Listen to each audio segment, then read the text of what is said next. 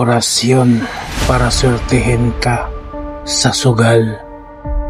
Diyos na may hawak ng kapalaran, gabayan mo ako ilayo sa panganib, ilapit sa tamang pagkakataon.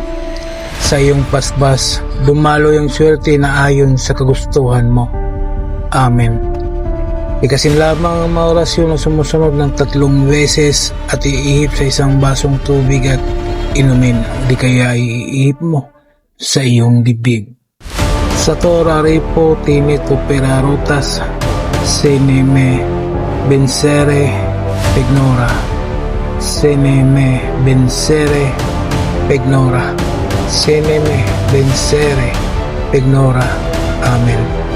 Gawin ito araw-araw hanggang sa swertihin ka sa sugal.